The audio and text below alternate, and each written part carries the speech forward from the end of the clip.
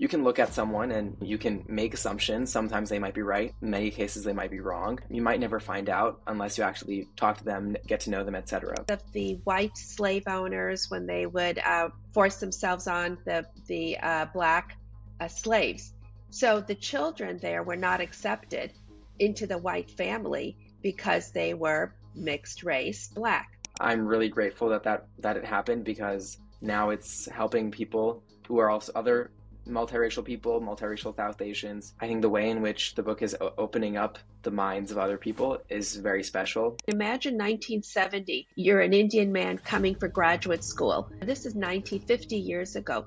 You meet an American woman, you fall in love, whatever. How are you going to tell your Indian parents you've met somebody in the US who's not Indian?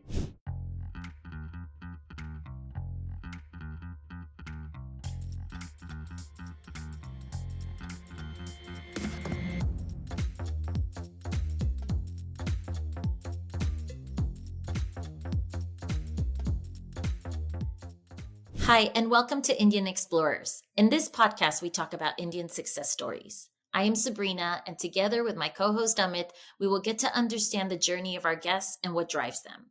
Their optimism, patience, idealism, and courage, these are their attributes which we hope to bring to life in our conversations with them. So if you enjoy the show, please hit the subscribe button and share it with others. So today we have something very special, our first mother and son duo on the podcast. We have Rahul and Punita.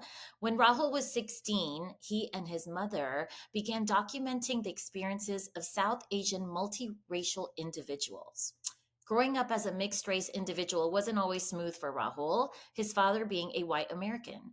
When he came to terms with his unique identity, he wanted to create a space for other teens like him to share their experiences.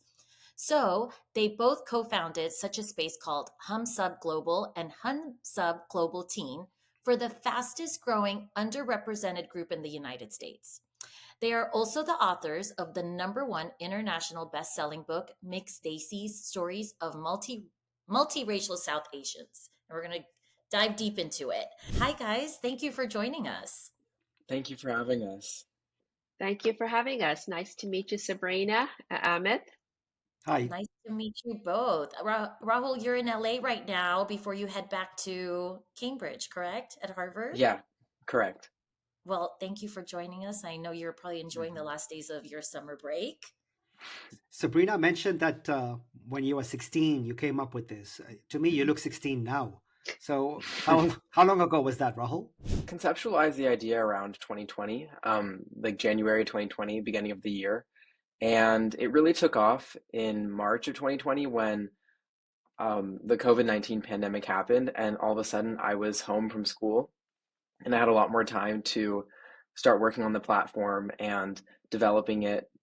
And so essentially for the next year and a half while I was at home through 10th grade, I was really able to continue building the platform. And then as we transitioned back into more normal life, going to school every day, I was still able to maintain it and continue interviewing and making posts, writing blogs, etc. But it was really that key time period was right when COVID happened, when all of a sudden I had so much more time on my hands to really make this what I had envisioned it to be, that I likely would have taken a different path had COVID never happened. What was the catalyst? I mean, I know, clearly from the book, and I know other people who are mixed races go through what you felt. But what did you feel that you said, you know what, I have to do something. I want other people to be able to share as well. What was the catalyst? I think it's hard to pinpoint just one, but I think that as I grew up and I was very slowly coming to terms with what it means to be mixed race, what it means to be a multiracial South Asian. And I think right around that same time, as I was starting high school, this was ninth grade, I was also, I think, beginning to understand my identity differently and finally really understand what it means to be mixed, and that I can identify with both sides of my identity, of my heritages. And that was something that I think I had struggled with before, which is why I didn't start it earlier, because I was still, I'd say through middle school, kind of having this uh, this confusion about, well, which side can I identify with when it really feels like I can identify with neither sometimes. And so I would say the catalyst was more of like a shift in my thinking. I was a bit older. I was in high school. I think I understood how society works a bit more, and I also understood myself a bit more. And so when I started HumSub Global Teen, that was using that initial understanding of, okay, I think I'm ready to really like speak on this topic and start sharing my experiences because I'm sure that there are others having this experience. And honestly, I think when I started, I had not just, okay, I figured it out, I'm ready to like share. It was still work, like I was still, I think, continuing to grapple with my identity. And I would say HumSub Global Teen in some ways acted as an outlet for that because it Yeah. was like being able to share my thoughts, and also as I started to gain more recognition in that community, speaking with other multiracial South Asians, multiracial individuals from whatever community background. And I think and resonating with their experiences also was really valuable, and I think really helped me um, go very far in my identity journey. And I think one thing that's really beautiful about just the mixed race community is that it doesn't necessarily matter what exactly your mix is, because at least 70 to 80% of our experiences are the same or very similar. And Mhm. so we can resonate with each other very easily, which is something that I think happens in other communities. And even though the mixed race community is essentially is quite diverse, just given the idea of mixed race, we're still able to find that commonality. And so I think that really helped me, regardless of who I spoke to, interviewed with, etc. I was able to hear their experience and understand it as one of my own experiences. And so that I would say throughout high school when I was really working on HumSub Global Teen, that also really helped me continue to navigate and understand my identity better.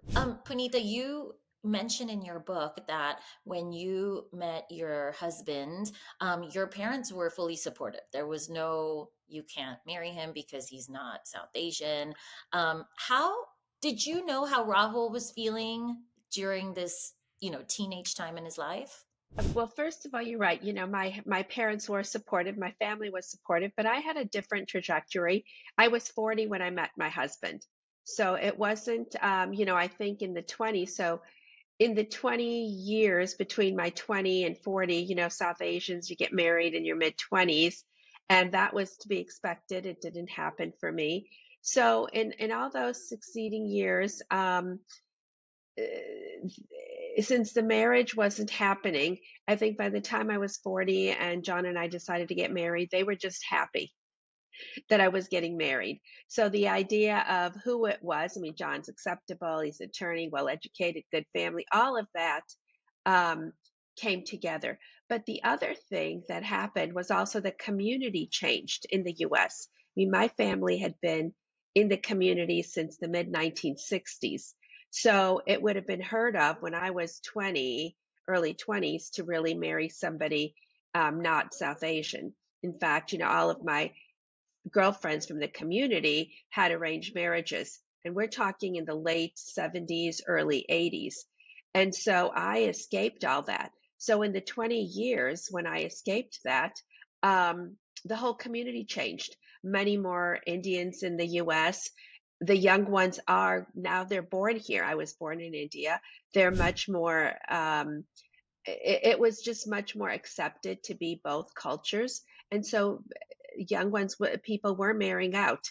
So it was not a shock when I brought John home. They were just happy, but it was also that the growing acceptance in the community and just a much more favorable outlook from community and society. So that was one. And then, Rahul, we always raised Rahul being both. We would say it's not the language has changed today, now 20 years later, but we would tell Rahul you're half and half. So I was very cognizant that I was raising a multiracial child, Indian American. And since I had not grown up there wasn't a community around when we were growing up. There were no cultural centers. I don't speak Hindi. There were a dozen families in all of Chicago. We all knew each other. We did not travel back to India. But now the plethora of there's community centers, right? Parents are raising their kids being multilingual. There's temples, gurdwaras, there's mosques, there's everything. So none of that was around. So I wanted to give Rahul that foundation, which I did not have for myself. And it was so much easier to do because there was an Indian community around. And where John and I connected, I grew up in Chicago, John grew up in Ohio. When my parents came here, we traveled a lot. And back in the 60s and early 70s, everybody got in a station wagon or a car, Chevy Impala. That was the car. And you just did Yep. vacations. And in the Midwest, you did Indiana Dunes, Wisconsin Dells, Mackinac Island. You went to Washington, D.C., you did Niagara Falls, New York. So it was a very typical American upbringing so that's what John and I connected on. We both giggle, we watch the same shows, Gilligan's Island, right? There wasn't streaming, there wasn't cable, there were 5 channels, and Star Trek, right? We grew up on the same milieu, same environment. I mean, I tease him, he's a generation older, so sometimes I'm like, okay, you didn't see that, or he'll say, oh, you didn't watch that, but we knew Leave It to Beaver. We grew up with all of those commonalities and similarities. So with Rahul, so that's what I knew to bring both cultures in. And so that's what we tried. And I got to see Rahul's evolution as he's talking now, being a teenager. I saw that. It was something I had been thinking about all along, but I actually, he's vocalizing it and I saw his transition. In fact, I'll remind him something he said to me, which I don't know if he will remember, but when he started high school, there was a multiracial club there in high school. And he came home, he went to a meeting, and in his school, which was very white, it was like 4 Indians. Again, same as I was brought up, there wasn't South Asians around. But he went to that multiracial group meeting and he came home that evening and he said to me, Mom, I have more in common with them than I have with the Indians. So this echoes exactly what he just told you. Yeah, Can I? absolutely. I haven't read the book like Sabrina, she has. I need to understand, what are we dealing with here? Like, for Yeah. me, mixed races is only a win-win-win. I mean, beautiful babies, experience both cultures, have options of dating more people. Like, I don't see the complex or the negativity or any issues of being a mixed race. Maybe you can enlighten me, both of you, as to experiences that you've had, because I there's no racism, like, because you're Examples of half white. challenges you dealt with being mixed Yeah, I race. need to understand it, because for me, a mixed race thing is not something I'm envious about, but something I would look up and say, hey, that's great. Like, it's accepted, there's no taboo, and it's a win-win. So what are the challenges that I feel, Sabrina? before you answer that, I feel like I knew a little bit of it, but your book was really an eye opener. And I'll let you answer his question and then we could get Please into that. enlighten me. Sure. So I think it's very much, the issues are very much based in historical, just in history. Just from a United States perspective, our society has always been very racialized, and like since the introduction, since people from Europe came, and then slavery happened, and then the post all of that, and then 1900s, there's always been an idea of you are one race, and those races are like white, black, Hispanic, brown. I mean, now they've expanded into like actually letting people identify more clearly. But there's, for the longest time, and there still is a legacy of um, expecting people to identify as one race or one ethnicity. On top of that, as humans, I mean, part of this society that we're living in, but also generally how our brains work is that when we see somebody, we make assumptions about them based off of how they look. right? If you're just walking past somebody, you can look at someone and I mean, you can make assumptions. Sometimes they might be right. In many cases, they might be wrong.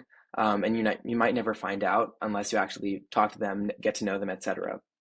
And so, like with all of you, people likely can look at you and or look at your name and figure out, okay, this is what their background is. I mean, with Indians, it's a bit difficult because some people are not really educated. But if it's more somebody who kind of knows what like South Asia is, they'd kind of be able to figure it out. I like looking at all of you, there's not really this kind of question mark that comes up necessarily. But for mixed race people, there's it depends. There's a lot of racial ambiguity involved. I'm fairly racially ambiguous. I've gotten every race from white to Hispanic to Middle Eastern, etc. I've never gotten Indian, and there's Wow. yeah, and so But is that a there's problem? well, Do I you think feel it's a hurt? problem if you identify with one or multiple communities and yet nobody ever sees you as that because it's not just by other people but it's from within the community itself. So if I show up to an Indian gathering and I am there feeling like okay, I feel Indian, like I identify with this culture, whatever is going on, if it's something religious, cultural, like this is also something that I feel like I have some ownership over, and yet people will look at me and ask me things like or essentially assume that I'm not necessarily supposed to be there or I'm Yeah, why there are you here? for yeah, exactly. They wonder why I'm there. And so that I think it ends up being hurtful and it kind of creates this sort of like confusion and like within oneself because it's thinking, well, okay, if either community that I if whatever communities that I feel like I can belong to don't necessarily accept me, then what community do I belong to? Yeah. And as humans, we really belonging is something that is crucial. Somebody who we all belong to some like there's a group that everybody can you essentially find themselves with, but there's some that are much more potent than others. Like gender is definitely a big group, but race, especially because that's kind of still how our society functions, Yeah. race is a huge thing to be able to find that kind of People always that ask you, what are commonality you, with. right? What are Exactly. you? What are you? I E- mean, we went through this weekend at a gathering yeah. too. My husband is Indian, born in Pune, adopted to the US at birth, and his parents now passed, but they're white Americans. And he's a little darker than me, he shaves his Hmm. head so he looks black. So people have no idea what he is. And then A, our a, last Hmm. a, a lot darker, a lot darker. name darker. So, like so everyone's like, "Oh, what are you? What is he?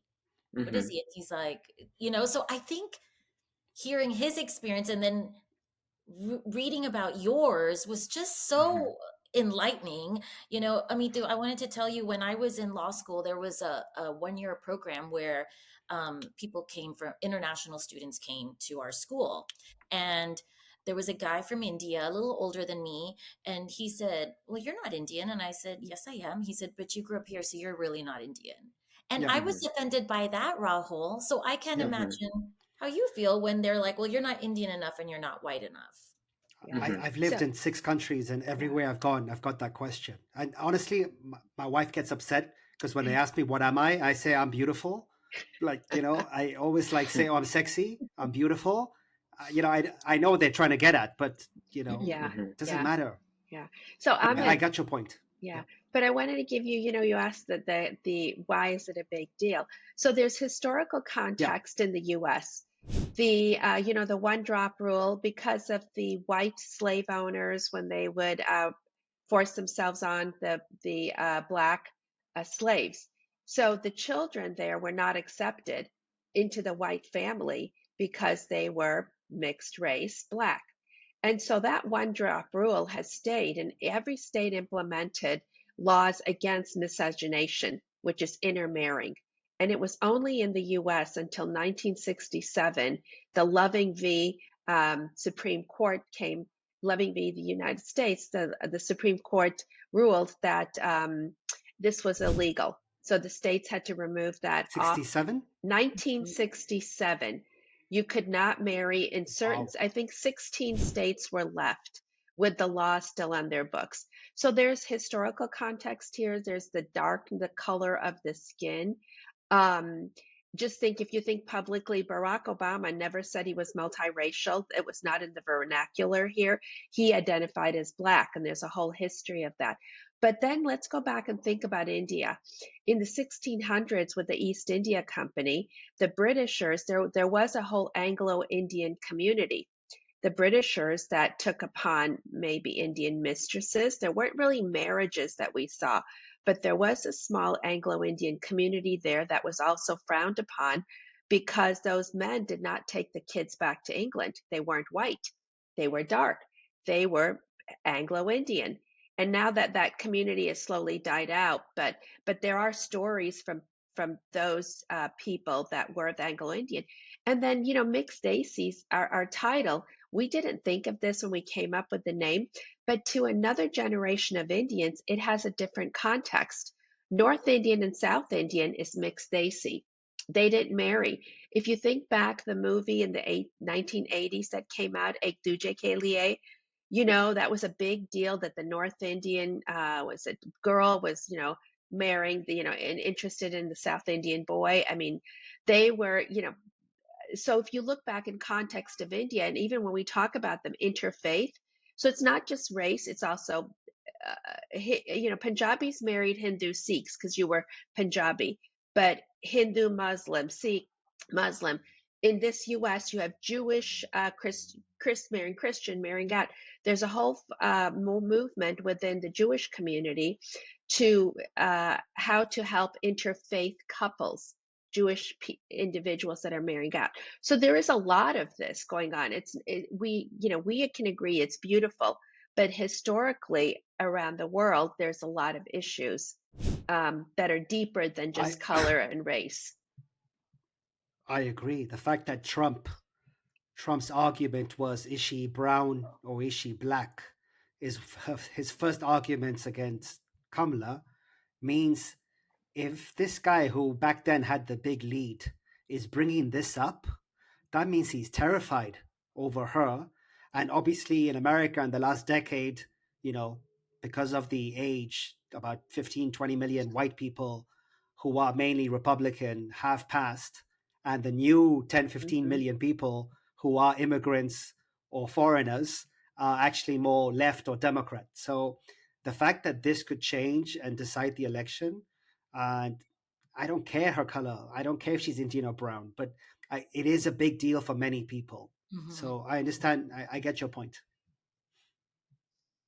What are your thoughts on that? How do you think the media is handling that? Either of you?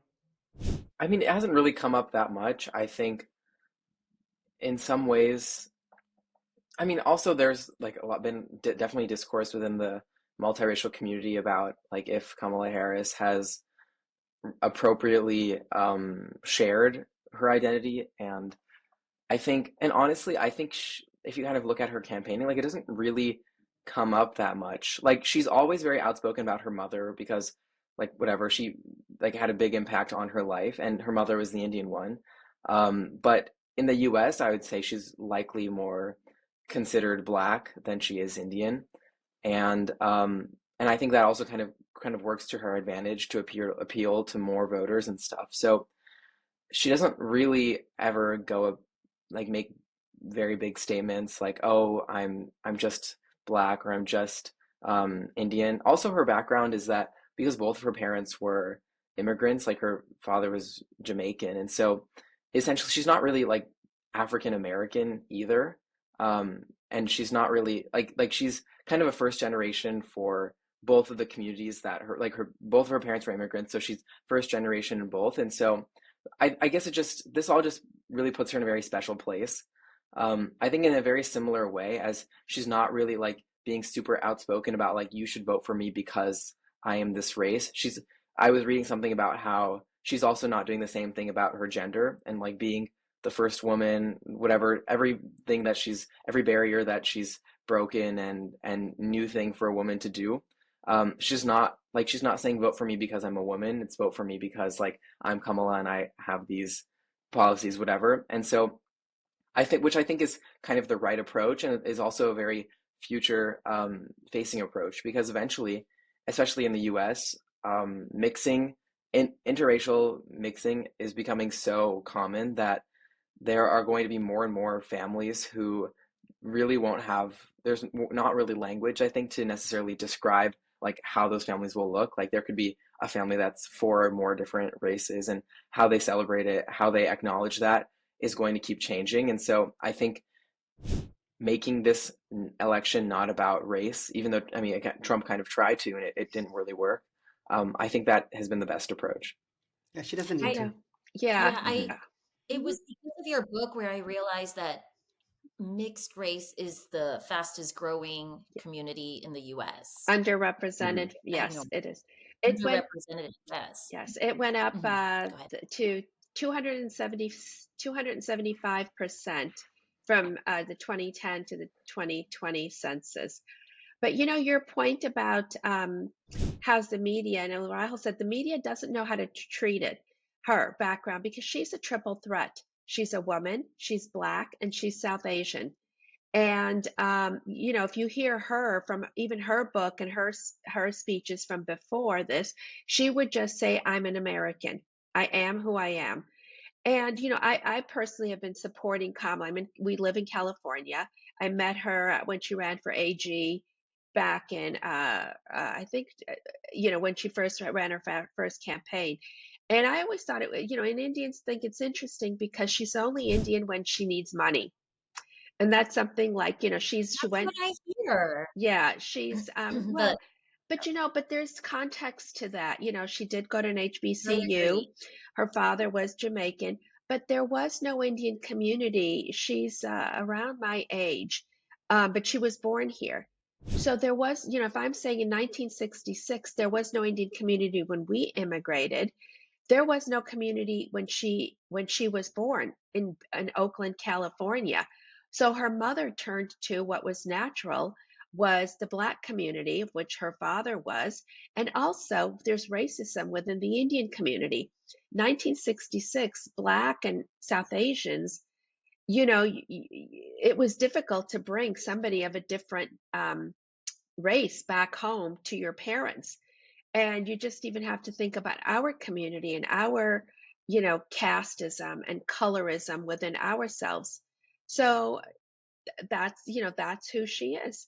And so you know, I think it confuses people. Now, on the other hand, I don't know if you've heard about the backlash that JD Vance's wife, she's, you know, he's in an interracial relationship. They're raising multiracial children. And, you know, we won't go into the politics, but if you read when she made this speech, that convention, you know, they're the most conservative people in that convention, and they didn't know what to make of her. And you read some of those reports, they were like, what is this? You know, he's making vegetarian food for her parents. I mean, they just did not know. And so that's what you want to read and listen to. Right, right. My goodness. It's true. I mean, we have a mix, you know, in the race right now, complete mix.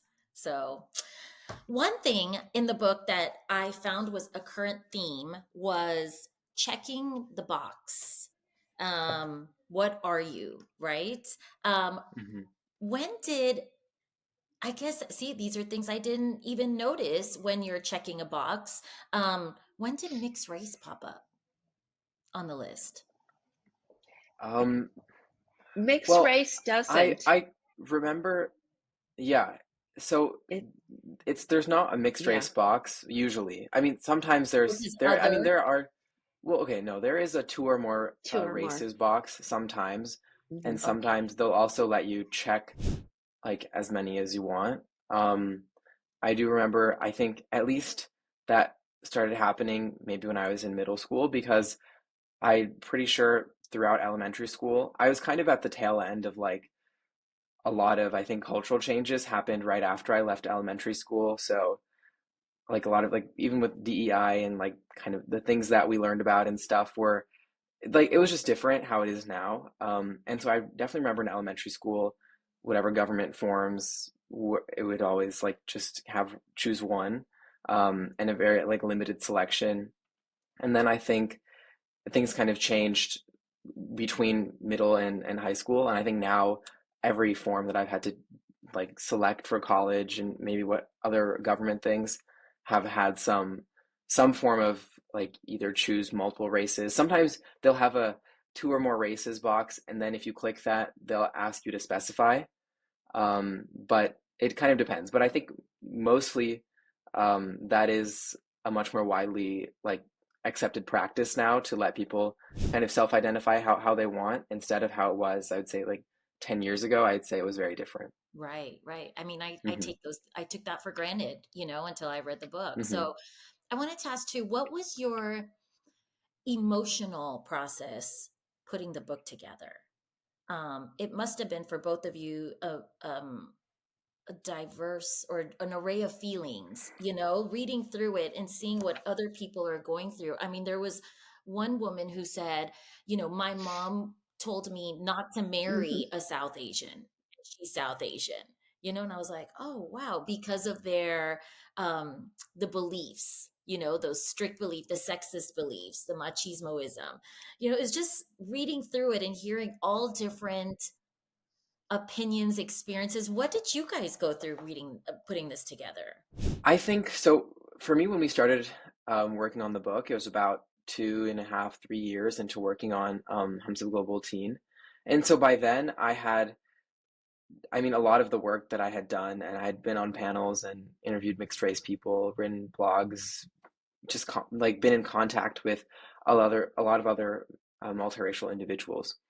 And the one thing was that very few of them were mixed South Asian, and that didn't really bother me. It was like whatever community I could find, I was very happy with.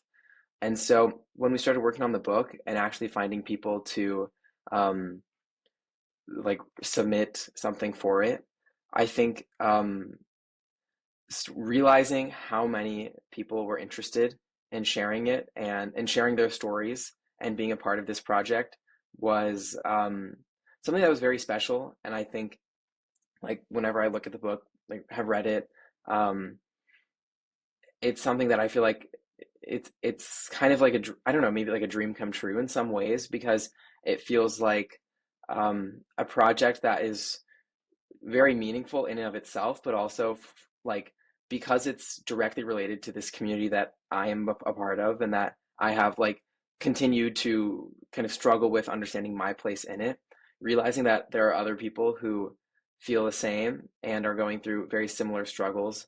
Um, I would say that has been a very like emotionally valuable thing to experience. And while I was initially hesitant about like, do we really need to write a book? Like, how does somebody even put together a book? I think now that it's finished and it's having such strong reception, I'm really grateful that it happened because now it's helping people who are also other multiracial people, multiracial South Asians identify with something, but also in the same way, I've been getting lots of like feedback from monoracial individuals, both like just Indians and also non-Indians, saying that they never really understood.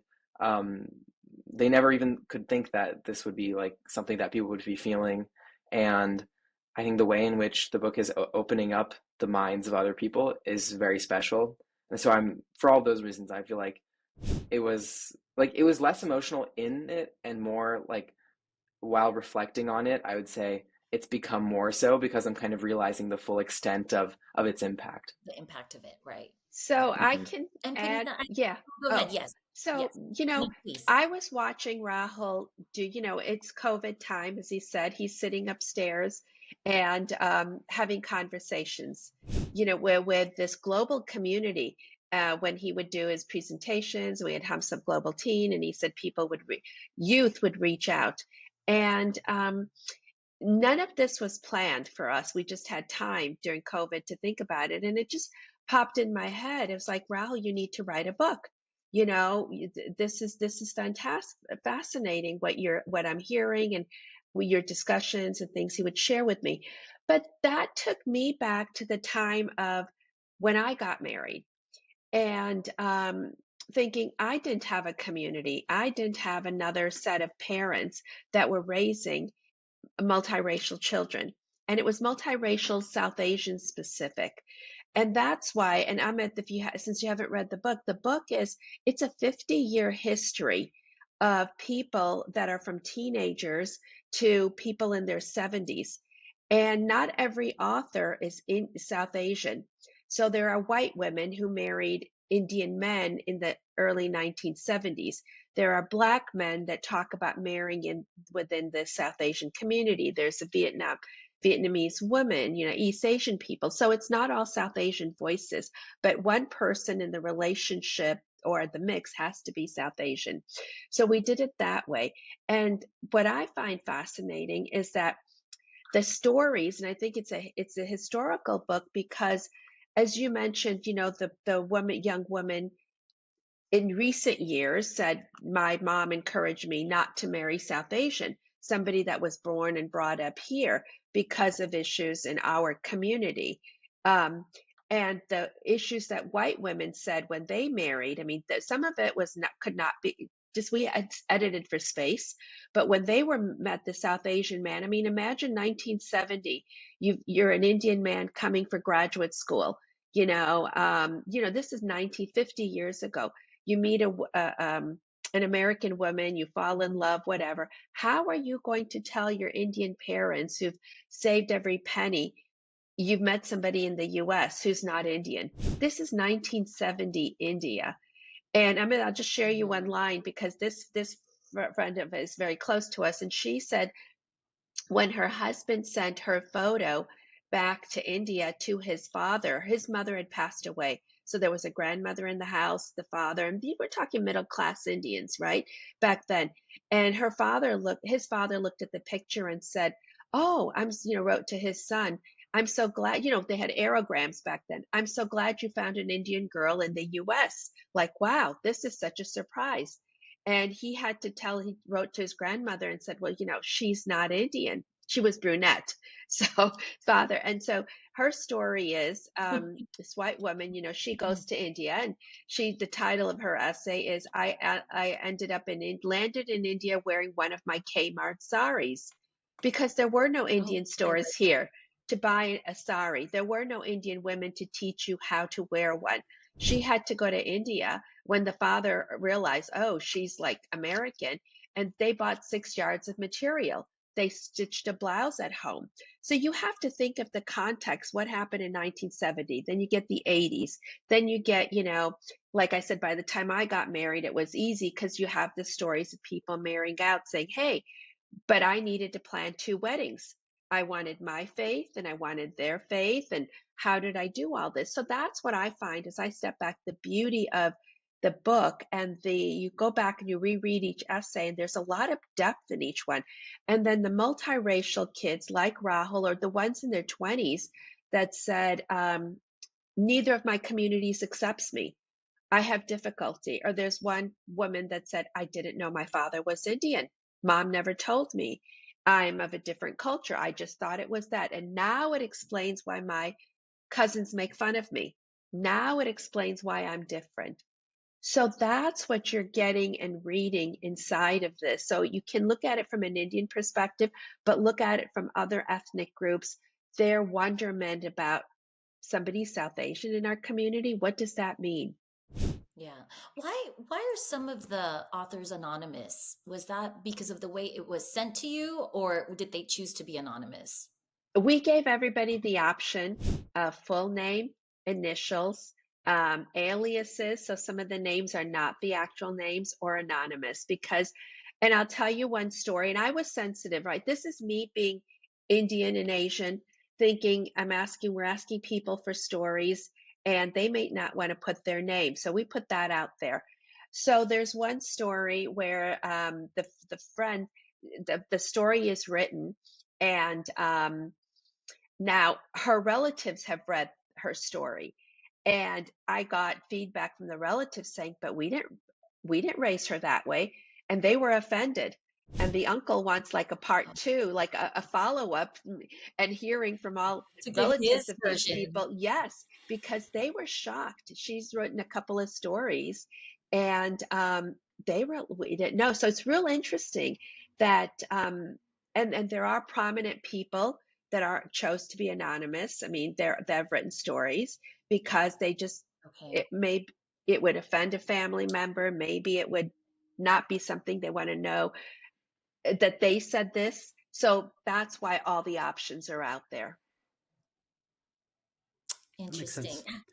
I wanted Go to ahead. ask you both for your thoughts on arranged marriage versus love marriage, and whether that's changed in 1970s, whether as of today, 2020s. I Are don't you know, for, Rahul. against it? Rahul. No, but I want both. I I want both know, your thoughts. I know, Punita, but I want your thoughts as well. yeah, I mean, just I yeah. feel like I don't have any relevant perspective to share. This, Are you I dating mean, anyone, Rahul, right now? You're a 20-year-old good-looking guy. I'm no, I'm very focused on school, and I feel like within the current generation of South Asians, there isn't really like a discussion about arranged marriage. I think most people I know, like their parents were not like who are full South Asian. They don't have their parents were not arranged marriages, and even if they were, I don't know. I mean, it's kind of just become a punchline, I think. Like, um, if it doesn't work out, then there will be an arranged marriage. But like, I think, and we even I don't know if you've heard of the shows of like Indian matchmaking. Um, that was a very interesting show to watch. So I don't know, but I really don't think that I have a relevant perspective to share. But would you like to marry a South Asian, or are you open to marrying any race, white, black, Asian? Like, what are you looking I for? think I What's think your preference? being um, I think being multiracial has like I don't necessarily feel restricted by like race as much as like I know I have some South Asian friends who know that like you know that's just what like is acceptable to them. Um, but I don't know. I feel like less so of that, but I haven't really given much thought to it. It's not Okay. his priority right now. Yeah. What So, about you, Panita? What do you you know, think? I mean, we've seen, right? It's the decades changes in this society. The Indians, the kids that are married, that are born here, raised here, they're American. It's back to Kamala Harris. You're American. She married a Jewish man.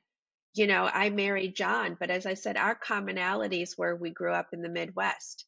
So I didn't, but so when I talk to mothers these days of that had arranged marriages like my parents did, um, everybody's kind of resigned. Even the most conservative, Indian families, they're just like, we live here. We live in the US. I raised my kids here. They're going to do what they want to do. That they, the resignation is that the parents chose to live here in the US. So they have to accept everything. And kids these days, is one of my Indian friend said, with daughters in the mid 20s, she said, kids aren't scared of us. You know, I don't know if you grew up scared of your parents. I had a Punjabi dad, like I said, I mean, I could not be 21 and bring home and I couldn't even date right in the 80s. And none of my No, me friends neither. dated. You hit it. Are you kidding? All my friends had arranged marriages. The community, late 70s, early 80s. They went back to India because there were no men here. There was no community here. You didn't marry somebody from here. They went back and got the Punjabi Hindu Khattri doctor. That was it. And so, so forget about saying you got to talk to a guy just to explain homework. That was not happening. I mean, some of the girls that will tell you now, I mean, look, I'm older, they're in their 60s. They went to school wearing, the Punjabi fathers, they went to school wearing salwar kameezes. This was it. Um, but we all talk when we get along, we're like, yeah, the kids talk back to us today. Like, God, could you imagine if our dads were around, we even dared to look up or say something or no, So yeah, so laughingly, they're like, kids aren't listening to us. They're going to do what they want to do. But, what I would say, Amit, what I lost, you know, by not marrying an Indian, and this is why 20 years ago I was looking for my multiracial community even a multiracial South Asian community, um, is that I still have to explain to John, my husband, and Rahul can attest, he doesn't realize he married out like a South Asian woman. He basically thinks I'm a girl from Chicago. That's it. I'm a Midwestern girl. And John, and this is just John, and his whole family is great. John does not see race or color. That's just it. So trying to explain to him even things that would happen at work, or when you're explaining things to him, he just doesn't get it. He's that open-minded or liberal or whatever, but that's just not a component of him. So religion was not an issue, culture was not an issue. Now, the other flip side of John, and this isn't why we came together, but his family, in 1975, he had an opportunity to live in Kabul for a year when he was in high school. So he traveled through Pakistan and India as like Rahul, 17, 18-year-old boy, a white boy with long hair. So he doesn't have great memories, but he knows about naan. He knows about living in a household with servants. He knows he traveled, and that's actually how we met. I was actually wearing an Indian necklace. We met at a work meeting, at a business luncheon. And this white man, he's so white, turns around and says to me, "Is that an Indian necklace?" And I was so bowled over thinking, how would you know? He would be the most unlikely person that I would think in a room that would know that that was Indian gold. It's a gold necklace. And then his next words out of his mouth were, when I traveled through India, I saw, gold jewelry like that. So, back to like there's, what I'm saying is that this generation is just so different. But what I lost was somebody, we don't do house parties, right? We don't do, because Indians, and this is back to South Asians, are not very friendly or open. And this was also my issue. Like, Indians of my generation grew up in India. When they get together, they can speak Hindi, they can speak English, they can speak Punjabi. I don't speak all those. I can understand that. But there's a socialization that Americans don't have. And so that's something that I've seen with John. He likes to just come home, have dinner, sit, read. He's not into the parties. Like, I grew up with Indians getting together every weekend. I mean, I don't need that today, but I would like more of it. So I've just gotten used to doing that on my own. Or when we got married, explaining to somebody, you need to take shoes off in the house. You need to serve a lot of food at gatherings, right? You need to just overdo it on food. And, he's Right. American, and you ask an American, do they want anything more? Mom would say, well, you have to have some more, whatever. He'd be like, no. And he'd think that's it. But no, Punjabi mom's like, you got to keep eating, right? They have to keep asking you, why is your mom asking me when I've told her no? I'm full. It's like, that's not accepted. So there's a lot of these cultural nuances, and that comes together in the book, or when I talk to people, like the women that have married out like me. It's like, yeah, that would have been easier. You know, um, the other part of what would have been easier is raising Rahul. And Rahul knows that, growing up in this household where John is just much more laissez-faire about education. Rahul got to Harvard through a one-way ticket, which was the Asian parent, right? John would be happy with University of Colorado. It doesn't matter. So there was a lot of things that we struggled with. There was a lot of things I put my foot down on, and just said, this is the way it's going to be.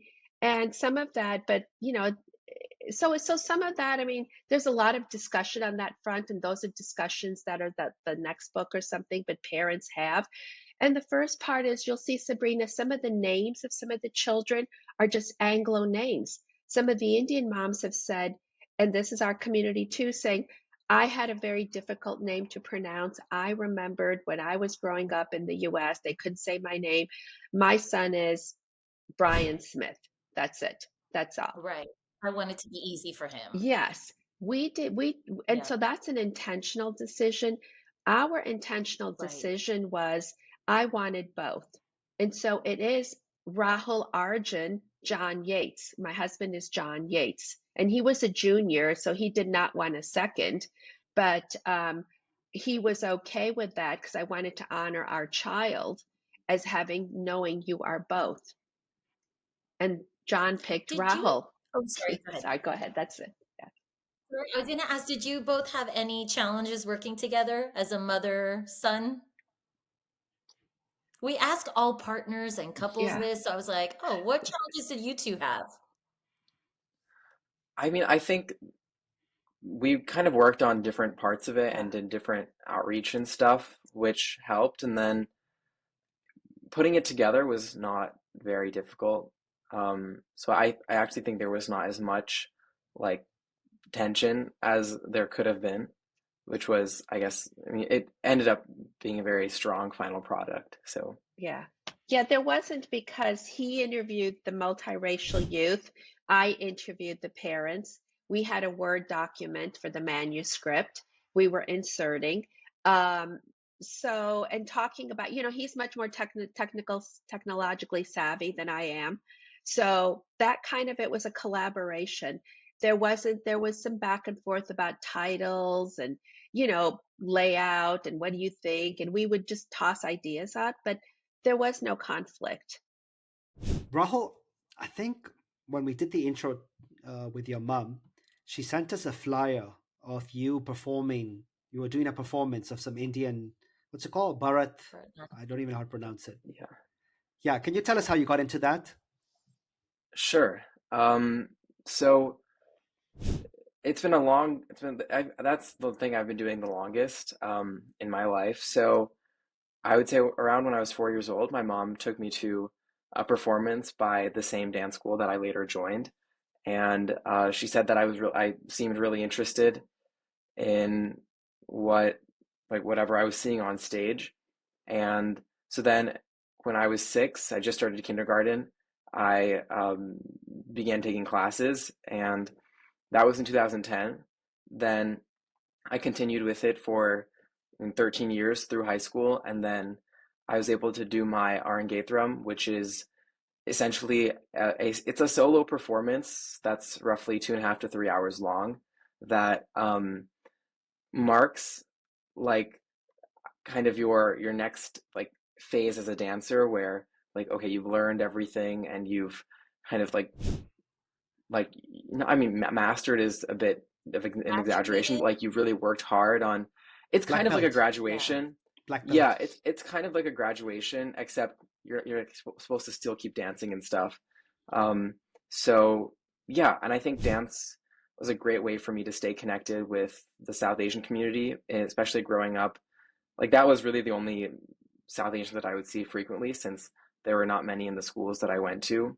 And that's also how I learned much about like South Asian culture and religion because um, the dances tell story like not all the dances, but some of the dances like tell stories about various Hindu gods and share different stories and things. So I have a very strong understanding of those and related like prayers and stuff. So that has actually really helped me, I think, feel much more like aware of my Indian identity and heritage, which I think it's like there's one thing to look Indian or like kind of be considered Indian, but then actually knowing like our rich history and culture, something that has been preserved for so long and has in many ways been left unchanged since like I've been to these really old temples in India, thousands of years old, and they were worshiping the same gods in very similar ways as we do now. And so that's kind of magical to like see that continuity. So I would say dance really opened that up for me. That's great. Amita, before Hmm. we get into success, I have one more question. Punita, you mentioned, different Indian nuances, and I read one of your LinkedIn posts where you talk about being a breast cancer survivor. One of the Mm. nuances being, in our culture, it's common not to talk about illness. How are you doing today? Oh, thank you for asking, Sabrina. Yes, I'm fine. I'm doing well, but that, as I would say, that is only as good as the last mammogram reading Okay. because you have to continuously get tested. So it has been challenging. I still suffer side effects from the Okay. medications I took and some of the treatment I had, and There was a recent threat of a recurrence, but that's just the journey that I'm on. Okay. Well, thank you for sharing that and sharing that with everyone so that people continue to get their mammograms and getting checked. So we Yeah, appreciate that. Yeah. thank So you. we ask all our guests what their different definition of success is. So we'd love to hear both of yours individually, what your definition of success is. You know, thank you for asking that. I think at my age and stage, I would say that it's changed. Early on when I graduated business school, it would be like, okay, well, I'm going to work. You're going to be a VP, CEO, sit on multiple boards. You're going to be philanthropic. You're going to have a family. You're going to just do it all because that was back in the 80s what women thought, that was the trajectory that we were on. And then as time has moved forward, and many years behind me, as you said, I did have a diagnosis of a chronic disease, and so things changed. My life has changed. I made some changes professionally. Personally, I got married at an older age, and so I think the definition of success is one you're seeing right in front of me. I think that I'm very happy with how Rahul has turned out. I'm very happy that I had time to devote to him, which is what I made a concerted effort after the breast cancer diagnosis, because you never know the outcome of that. I've had some great opportunities now to do different things in my life. So the success has been, I'd like to leave a legacy. And I think my legacy is now we have the ability with all the podcasts, the websites, the book, the writing. I'm doing so much more of that, which I would never have dreamed of about 10 years ago at all. It would have just been work and this is it, and you're going to live life. But my thoughts, and I think each of us has a reason we're here on this planet. And that's mine now. And it's still unveiling, and there's more to come, Sabrina. But there's just some excitement about I'm making a change, and I think what I'm proud of at this point, the success has been the reception of the book. Is that we have started a dialogue and a community for people. Those were voices that were unheard. And I think you felt that from the book. Reading the book is nobody asked them, as Rahul said. And these people want to be heard. So we're providing this forum for people to be seen and to be heard. And so that's today's definition. And then we're just working on some more things. I'm going to copy that for the reason why we're doing the podcast. Yeah, that's true. Yeah. Rahul? I think, I don't know, I think my definition of success is to, well, I mean, I'm at a place like Harvard, and so it feels like there's, there's a lot of weight on that because in one hand, there's the weight of all of the work that I did to get there that I don't want to let go. And there's also the weight of, well, now I'm here, I can't like stop now. And so I think, I don't know, I mean, like not really necessarily like being the best, but being able to excel in whatever I want to do. And also within that, be able to, I'd say, go about things. I also have a very standard definition of success. Like I want to be able to live well and have whatever I want and provide for anybody. And but I think within that, I'm like now considering careers and majors and this and that, and kind of what I want to do in that next step.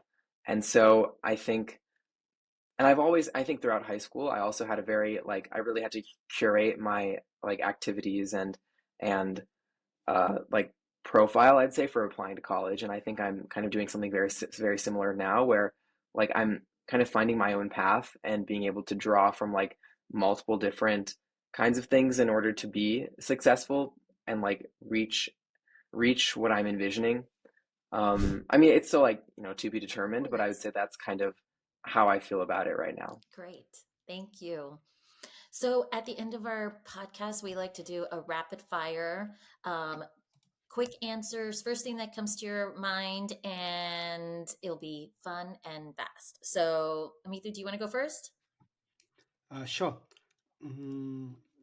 Favorite piece of content in the last 1 year? Could be a book, TV show, radio, podcast, could be anything. And both of you answer. Through this, and again, all of this has happened organically, but also during COVID, I got very interested in my family background. Didn't know anything of it. So I've been doing a lot of reading.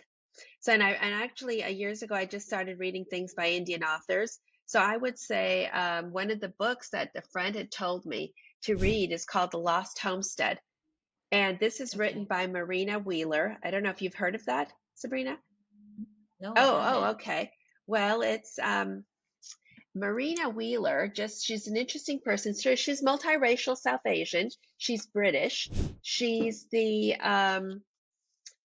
ex-wife of Boris Johnson, but that's not why she wrote the book. Sorry, she wrote it. Her mother was Punjabi, and her father was a journalist, British journalist in India.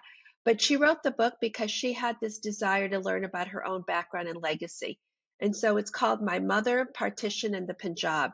And she's Sikh, but she actually traces, she's done this background. She traces her family back and goes to Pakistan, which is where my dad was born in Lahore. And I know that I will probably never visit Lahore or Pakistan in my life. And reading her book, and she's about my age, she's an attorney, accomplished barrister in England. And I felt like if I could go back and read about 100 years of my family's life in Punjab, it would be similar to what she uncovered about her family background. And so that made such an impact on me because we're still learning. You know, we grew up in this country without any South Asian background history or anything. So that's kind of where my thinking is. Thank you. Thanks for sharing that. Rahul, it could be a TV show too, if you don't want to share the book. I don't know. Well, I've watched some good TV shows. I don't know if it was, I'd say like favorite, but I guess like I watched, I don't know. Apple TV has a lot of good series that are very underrated, I think, in terms of they're not as widely known. I'm watching Lady in the Lake right now on Apple. I thought Presumed Innocent was excellent. Yeah, it was very good. Very good. Yeah, I've heard of that. I watched this show called Severed. It's very interesting. It's just about it's a kind of a workplace drama, but with some sci-fi in it. And it has I don't remember his name, but he's from Parks and Rec. He's that guy. Yeah, he's a recognizable face. Yeah, he's done very well the show. Yes, yeah. So I liked that. I watched that when I was I watched that this summer. I gave up after 2 episodes. It was a bit too freaky. Sabrina? Describe yourself in one word. Punita? Intriguing. Intriguing. Rahul? Authentic. Very good. Love those. Okay.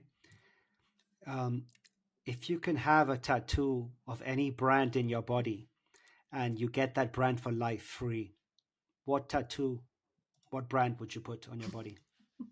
You mean like a brand, like a product brand? Product or service? Yeah, it could be, the Apple logo, and you have all Apple products free for life. Oh, that's easy for me. Chanel. Oh, good one. How did I think of that one? Rahul? I think I would do Ralph Lauren. Okay. Very good. Okay, last one. Or well, we'll see. Who is one person you would want to have dinner with? Dead or alive? Oh, I Germany Das. And I will tell you, because as I was reading my family legacy, that whole side, we come from nobility on my mom's side. And again, I'm just finding all this stuff out. So Germany Das would have been, he's my great uncle. lived, and I found this again during COVID, about 100 years ago. He wrote one of the more famous, again, the generations of Indians before us would know, your uncles and aunties, they probably read this book, Maharaja. Germany Das wrote it because he was a divan, which is the nobility class there, but it's the tales and tribulations of the Maharajas. And I just want to read this little thing. Exciting stories that capture the magic, romance, secrets, and sensuality of princely India. Tales of love and betrayal spread over the magnificent decades of the Maharajas, with their harems of Indian and European Maharanis and mistresses, palaces, horses, Rolls Royces, tiger hunts, feasts, and darbars, an invaluable insight into a bygone era of opulence and extravagance. We don't even know any of this Indian history.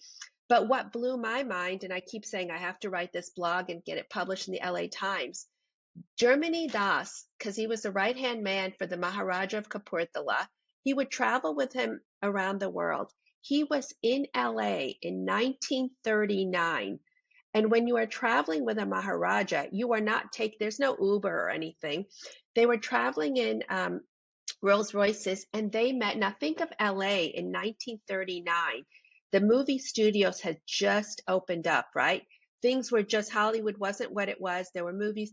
Germany Das, there's pictures here that are shared, black and white photos, history of Hollywood, the Maharaja, Germany Das, with Louis B. Mayer, the mayor of MGM Studios. I mean, there's history here, and I didn't know it was my family's history. So again, like I said, I'm reading things about India, reading this. The palace of the Maharaja of Kapurthala's palace was built as a replica of Versailles. I mean, these people, these men, the Maharanis, Maharajas, well-traveled, well-educated. We have a great aunt that doesn't speak Hindi, that was educated in the boarding schools in Switzerland. She's still alive in her 90s. I mean, this is so fascinating to meet these people. And I keep thinking, where's this history in India? There's a street in Beverly Hills that I drive by all the time and never thought about it until it's called Baroda. Until I learned about 10 years ago that the Maharaja of Baroda owned a great deal of land that has now become Beverly Hills. And that street is named after him. Yeah. So there's a lot of history of our own history that we need to learn and be proud of. Right. Wow, thank you. Rahul? Person you want to... I would say Meena Kumari. She was a Bollywood actress who, I mean, she's most famous for Pakiza, which was like the last film she did before she died. I'm very interested into Bollywood, especially older Bollywood, and I don't know. I think something about like her acting style. She's known as like the tragedy queen, and I feel like that's very intriguing especially within a context of Bollywood where it's usually either like big family productions or like some kind of happy ending or honestly more focused on like whatever the man is doing. And so I think to be able to, and she was doing this from like the 40s through like the early 70s, and so that's a very different time. And we also happen to share the same birthday, so I feel like that would be a nice thing to share with her if she were alive. August 1st. That was one of my cousin who was, I think, our third guest. Shavi is August 1st, so I'll remember that. Nice. Thank you. Will you wish him though? Will you wish him? I will wish Rahul. Hold me to that next year. Okay. Anything else, Amitu, or you guys? Anything else you want to add? I mean, I could listen to these two all day long. So, besides Sabrina, we do this podcast because obviously we want to learn, we want to meet interesting people, and we want to get perspective. We want to, I'm so closed-minded, so narrow-minded.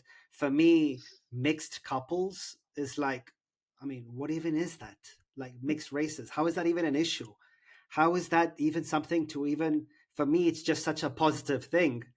And just listening to you guys and, what you've gone through and your stories, it's just, eye-opening. And I'm not as good as Sabrina, who does so much research for every episode.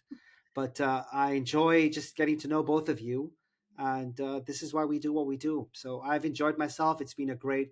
We've passed the hour we said we would take, and it's been great to see. This mother-son relationship reminds me of me and my mom as well. A lot of love and respect, and doing things together. And I still, till today, call my mom every day, even if it's for 30 seconds, just to say hi and hear her voice, because one day that's not going to be possible. So just I love the relationship, and it's been great. Honestly, thank you both for coming on and sharing your stories with us. Thank you. Thank you, guys. Thank you. It's a Yep, pleasure to thank you for be having here. us. Yes, thank you. Thank you for You know, listening. Amita, you said you didn't realize that would be such a big deal, mixed race relationships. There's actually one essay of a boy who he says, I have two mothers, one Indian and one white. Right. And I was like, oh Hmm. my God, I love this. We're getting even more Yeah. progressive, which was great. I'm so glad you had that story in there. I want to end it with one sentence from Raj Tani from South Florida. Hmm. At the end, he Hmm. says, and I think he's the first one, but it resonated with me. What I am is a blended milkshake with dashes of garam masala, sazon, and oregano. Throw it down your gullet quickly, and you'll get a sense of who I am. I love that. I don't know why that really resonated with me, but it's a beautiful book. I encourage everyone to get on Amazon and order it, and we will put the link in our notes. Thank you both. It's been a wonderful, wonderful conversation. So, everyone, this has been another episode of Indian Explorers. We hope you enjoyed it just as much as we did. Please share it with others. Thank you. Ciao.